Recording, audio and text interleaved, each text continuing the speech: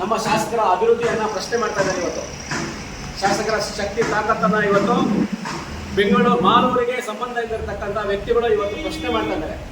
ಅವರಿಗೆ ನಾನು ಹೇಳೋದಕ್ಕೆ ಇಷ್ಟಪಡ್ತಾ ಇದ್ದೀನಿ, ಅವರು ಏನು ಲೋಕಸಭಾ ಚುನಾವಣೆಯಲ್ಲಿ ಇವತ್ತು ಎಲ್ಲ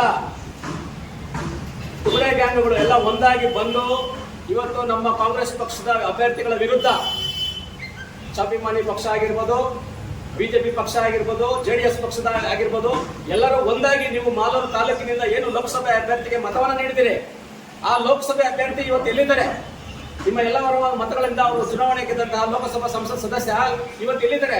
ಮಾಲೂರು ತಾಲೂಕಿಗೆ ಯಾವತ್ತಾದ್ರೂ ಒಂದಿನ ಬಂದಿದ್ದಾನಾತ? ಮಾಲೂರು ತಾಲೂಕಿನ ಬಗ್ಗೆ ಅಭಿವೃದ್ಧಿಯನ್ನ ಏನಾದರೂ ಕೊಟ್ಟಿದ್ದಾನ? ಒಂದು ನಯ ಪೈಸೆ ಅನುದಾನ ಬಂದಿದೆ ಮಾಲೂರು ತಾಲೂಕಿಗೆ? ನೀನು ಸಾರ್ವಜನಿಕವಾಗಿ ಆ ಮಾಹಿತಿಯನ್ನು ಕೊಡೋ. ನಿನಗೆ ಶಕ್ತಿ ತಾಕತ್ತಿದ್ರೆ ನೀನು ಲೋಕಸಭಾ ಚುನಾವಣೆಯಲ್ಲಿ ಟೊಂಕ ಕಟ್ಕೊಂಡು ನೀನು ಎಲೆಕ್ಷನ್ ಮಾಡಿದಿರಲ್ಲ, ಅವ್ರನ್ನೂ ಪ್ರಶ್ನೆ ಮಾಡು. ಕೇವಲ ನಮ್ಮ ಶಾಸಕರು ನಮ್ಮ ಪಕ್ಷದ ಮಾತ್ರ ಮಾಲೂರು ತಾಲೂಕಿನ ಬಗ್ಗೆ ಕಾಳಜಿ ವಹಿಸಬೇಕಾ? ಇವತ್ತು ಕೇಂದ್ರದಲ್ಲಿ ಬಿಜೆಪಿ ಅಧಿಕಾರದಲ್ಲಿದೆ. ಬಿಜೆಪಿ ಸರ್ಕಾರ ಮಾಲೂರು ತಾಲೂಕಿಗೆ ಎಷ್ಟು ಅನುದಾನವನ್ನು ಕೊಟ್ಟಿದ್ದಾರೆ?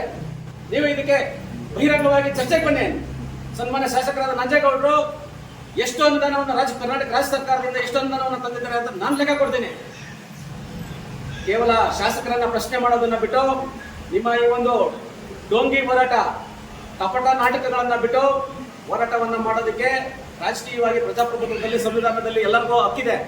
ಅದನ್ನು ಯಾರೋ ತಪ್ಪು ಅಂತ ಕೂಡ ನಾವು ಹೇಳ್ತಾ ಇಲ್ಲ. ಮತ್ತೆ ರೋಷಾವೇಶದಿಂದ ನೀನು ಮಾತಾಡಿ ಚುನಾವಣೆಯನ್ನ ಘೋಷಣೆ ಮಾಡ್ಬಿಡು ಅಂತ ಹೇಳಿದ್ರೆ ಇದು ತಗಲಾ ಕೇಳಿಕೆಗಳನ್ನು ಕೊಟ್ಟರೆ ನಾವು ಶ್ರಮಿಸೋದಿಲ್ಲ.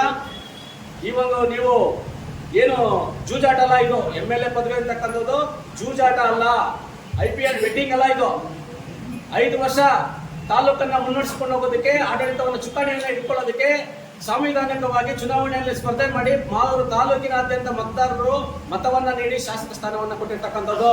ನೀನು ಊಡಿಯವರು ಬಂದು ಓಟ್ ಹಾಕಿ MLA ನಂಜೇಗೌಡರು ಮಾಡಿಲ್ಲ. ಊಡಿಯವರು ಓಟ್ ಹಾಕಿ ಬಂದು ನಂಜೇಗೌಡರನ್ನ ಶಾಸಕರಾಗಿ ಮಾಡಿಲ್ಲ. ಮಾಲೂರು ತಾಲೂಕಿನ ಜನತೆ ಇವತ್ತು ನೀನು ಇನ್ನೂ ಶಾಸಕನಾಗೇ ಇಲ್ಲ ಇಲ್ಲಿ ಮಾಲೂರು ತಾಲೂಕಲ್ಲಿ. ಅವಾಗ್ಲೇನೆ ನೀನು ಇಡೀ ಮಾಲೂರು ತಾಲೂಕಿನಲ್ಲಿ ಸನ್ಮಾನ್ಯ ಕೃಷ್ಣೇಶ್ವರ ಶಾಸಕರಾಗಿದ್ರು. ಯಾವತ್ತೂ ಒಂದು ಜಾತಿ ಜನಾಂಗಕ್ಕೆ ಅವರು ಹೋಲಿಕೆ ಮಾಡಕ್ ಹೋಗಿಲ್ಲ. 3 ಬಾರಿ ಶಾಸಕರಾಗಿದ್ದಂತ ಎ ನಾಗರಾಜ್ ಅವರು ಹಿಂದುಳಿದ ವರ್ಗಗಳಿಂದ ಶಾಸಕರಾಗಿದ್ರು. ಅವರು ಯಾವತ್ತೂ ಒಂದು ಜಾತಿ ಹಿಂದೆ ಹೋಗಿಲ್ಲ. ನೀನಿನ್ನೂ ಶಾಸಕನೇ ಆಗಿಲ್ಲ. ನಮ್ಮ ಗಡಿಭಾಗ ಕಟ್ಟಿಗೆನಲ್ಲಿಗೆ ಎಂಟ್ರ್ ಆಗಿಲ್ಲ. ನೀನು ಒಂದು ಜಾತಿ ಸಮುದಾಯನ ಓಲೈಕೆ ಮಾಡಕ್ ಹೋಗಿ ಜಾತಿ ರಾಜಕಾರಣದ ವಿಷ ಬೀಜ ಬಿಸ್ತಾ ಇದ್ದೀಯ ನೀನು.